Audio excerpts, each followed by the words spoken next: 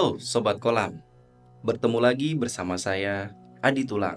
Di video ini, saya akan membawakan sebuah cerita yang berkaitan dengan teleportasi.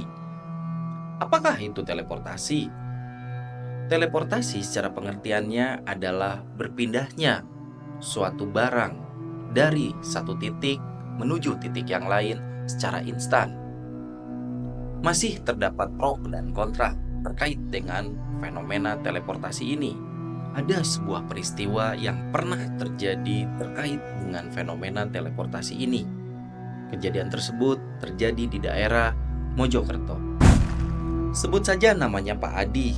Saat itu ia baru selesai menghadiri sebuah acara di daerah Malang, Jawa Timur. Ia akan kembali ke rumahnya di Surabaya. Saat itu ia menggunakan mobil pribadinya melewati jalan tol untuk kembali ke kotanya di Surabaya.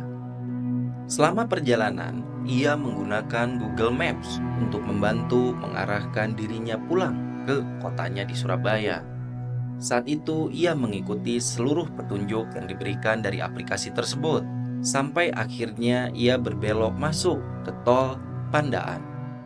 Ada peristiwa aneh yang terjadi saat itu. Pada saat ia mengendarai mobilnya dengan kecepatan kurang lebih 80-100 km per jam, tiba-tiba ada yang mengetuk jendela sebelah kiri. Terlihat sekilas sosok seorang perempuan. Awalnya Pak Adi tidak memperdulikan, namun tiba-tiba ia tersadar. Kok bisa ada seseorang yang mengetuk kaca jendelanya padahal ia mengendarai mobilnya dalam kecepatan yang cukup tinggi. Dengan perasaan takut dan was-was, ia terus memacu kendaraannya. Sampai akhirnya, tiba-tiba mobilnya berhenti mendadak. Pak Adi berusaha untuk terus memacu mobilnya. Namun, usahanya sia-sia. Mobilnya tidak berjalan. Akhirnya, Pak Adi memutuskan untuk keluar dari mobilnya. Ia mengambil senter dan memeriksa keadaan mobilnya. Lalu, ia melihat ada sebongkah batu yang cukup besar yang menghalangi laju mobil tersebut. Pak Adi berusaha untuk memindahkan batu tersebut, namun usahanya sia-sia. Mobilnya tidak bisa bergerak, baik maju ataupun mundur. Di tengah keputusasaannya, Pak Adi pun akhirnya merogoh saku celananya dan mengeluarkan HP-nya. Dan beruntungnya masih ada sinyal. Akhirnya Pak Adi pun menelpon temannya yang bekerja sebagai operator di sebuah stasiun radio. Pak Adi juga memberikan lokasi di mana saat itu ia berada.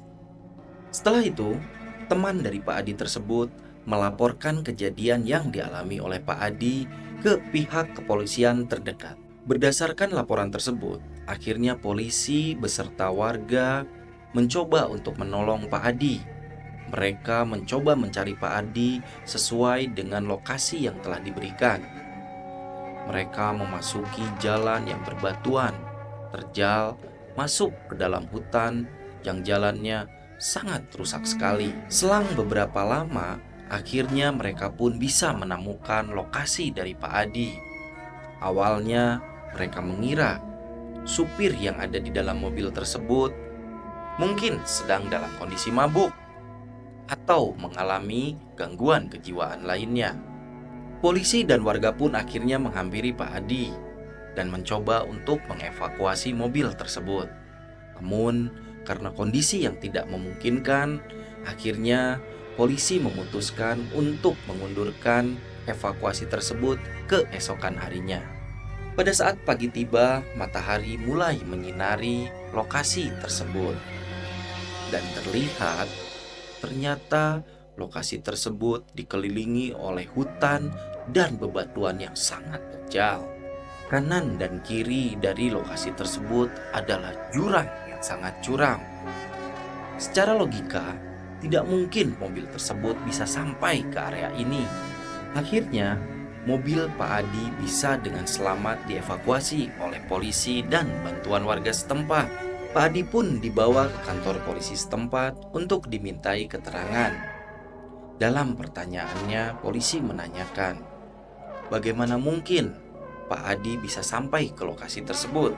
Pak Adi menyampaikan bahwa ia mengendarai mobilnya seperti biasa. Jalannya mulus, bahkan dipacu dengan kecepatan cukup tinggi. Namun, tiba-tiba mobilnya berhenti mendadak. Ada satu hal yang cukup aneh. Ketika mobil tersebut bisa sampai ke daerah itu, seharusnya mobil tersebut mengalami kerusakan. Apakah itu lecet ataupun rusak menghantam bebatuan yang cukup besar di area tersebut. Namun, ketika kita melihat mobil yang Pak Adi miliki, tidak ada goresan atau lecet pada mobil tersebut. Bagaimana mungkin fenomena ini bisa terjadi? Karena secara logika, hal tersebut tidak mungkin terjadi. Penemuan mobil Pak Adi di lokasi tersebut adalah lokasi yang sangat tidak mungkin dilalui oleh mobil. Bahkan, fenomena yang terjadi ini bukan hanya terjadi satu kali.